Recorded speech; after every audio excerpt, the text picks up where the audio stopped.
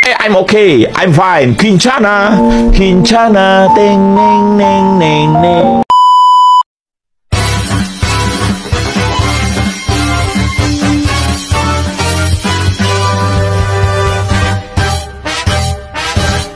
Adapun materi pertama yaitu teori perdagangan internasional.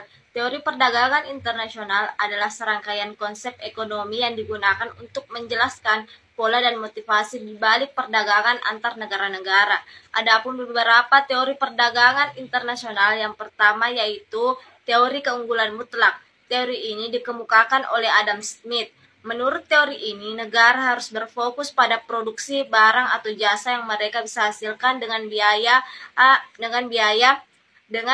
absolut yang lebih rendah daripada negara lain. Dengan demikian, perdagangan internasional akan menguntungkan semua negara karena masing-masing negara dapat mengkhususkan diri pada produksi barang yang mereka hasilkan dengan efisiensi tinggi.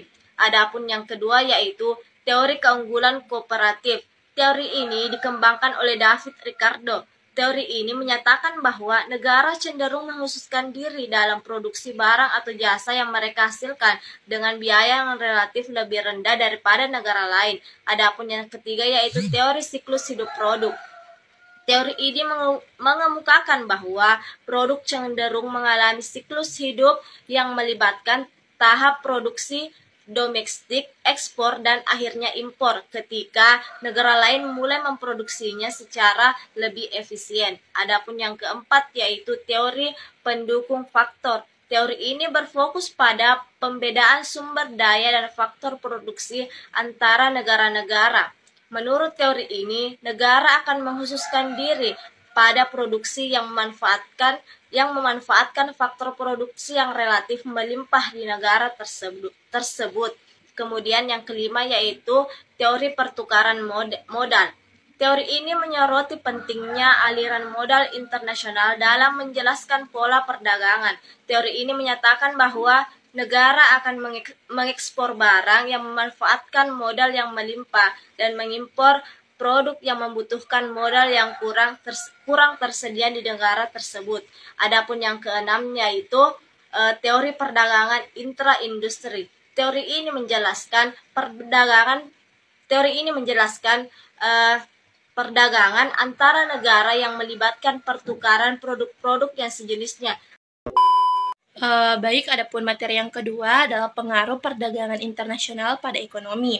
Perdagangan internasional sangat mempengaruhi pertumbuhan perekonomian suatu negara. Salah satu indikator pertumbuhan ekonominya adalah dengan produk domestik bruto atau sering disingkat dengan PDB. PDB merupakan indikator kesejahteraan perekonomian suatu negara dan dapat menjadi acuan untuk mengukur kesejahteraan masyarakat yang diukur dengan tingkat pendapatan income. Maka semakin tinggi ekspor suatu negara, pendapatan masyarakat akan meningkat pula. Metode penelitian yang digunakan dalam penelitian ini adalah dengan menggunakan analisis deskriptif kualitatif dengan cara mendeskripsikan fenomena-fenomena yang terjadi akibat dampak perdagangan internasional terhadap perekonomian Indonesia. Perdagangan luar negeri dengan kegiatan ekspor impor memiliki pengaruh atau dampak terhadap pertumbuhan ekonomi.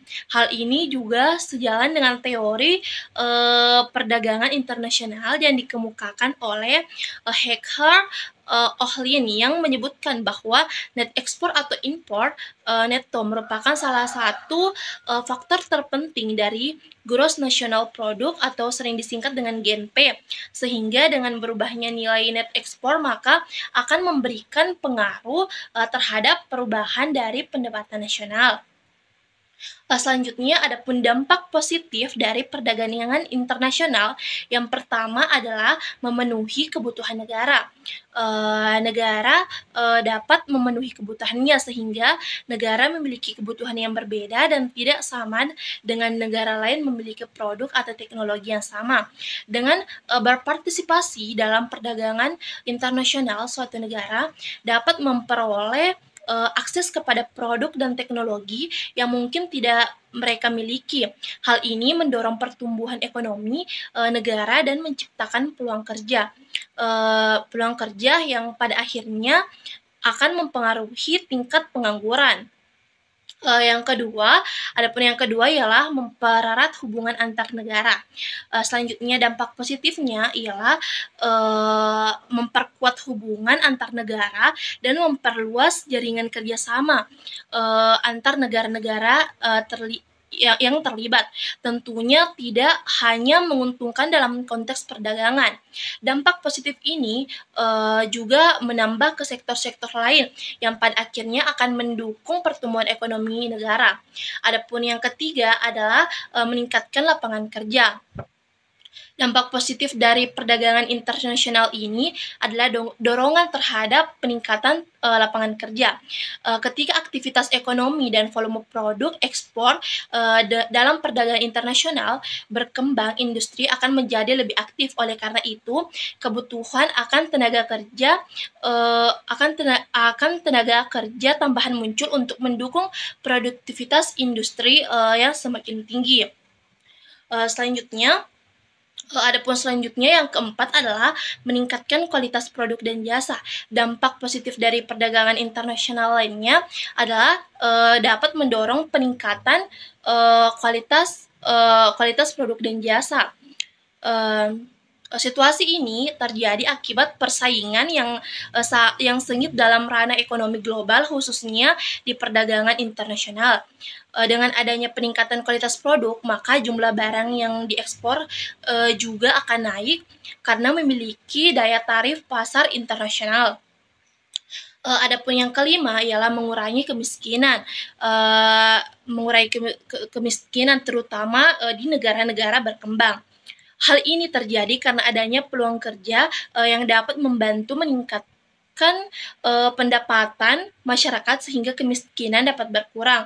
Selanjutnya yang keenam ialah meningkatkan standar hidup masyarakat. Perdagangan internasional memungkinkan impor produk dan layanan yang tidak tersedia dalam negeri. Hal ini berpotensi meningkatkan tarif hidup penduduk dengan memberikan akses kepada barang dan jasa yang lebih unggul. Selanjutnya yang ketujuh ialah menarik investor asing. Menarik investor asing adalah salah satu dampak positif perdagangan internasional yang dapat mendorong pertumbuhan industri. Dengan aliran modal tambahan dan investor dari luar negeri ini, pertumbuhan ekonomi di negara tersebut akan diperkuat. Selanjutnya yang kedelapan adalah menstabilkan harga.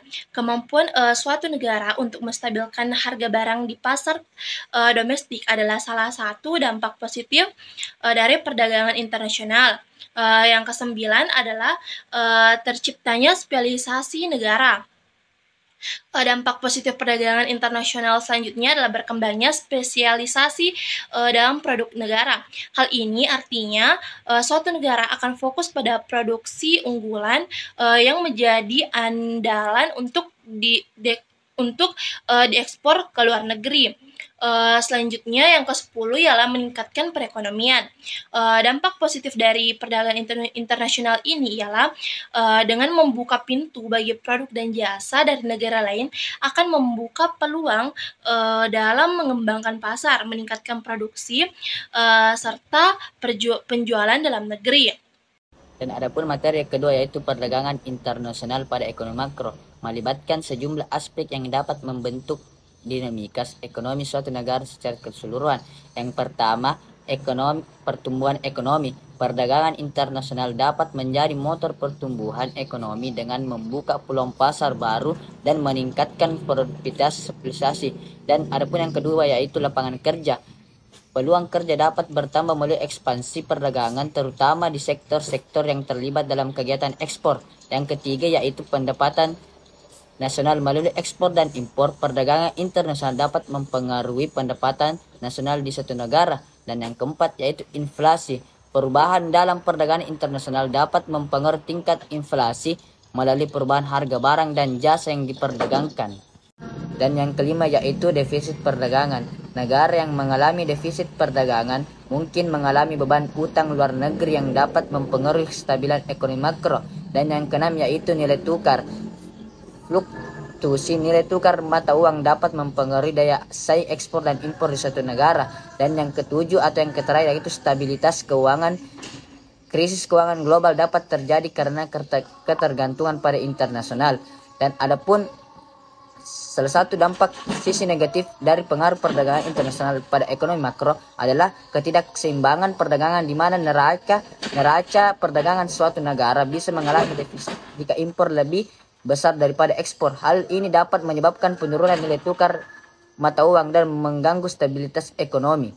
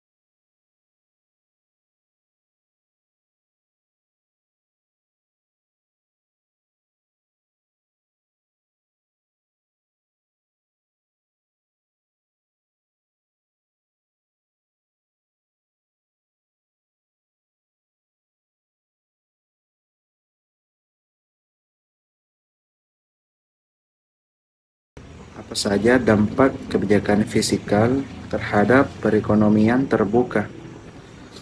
Dampak kebijakan fiskal terhadap perekonomian terbuka yaitu mempengaruhi sisi permintaan agregat suatu perekonomian dalam jangka pendek.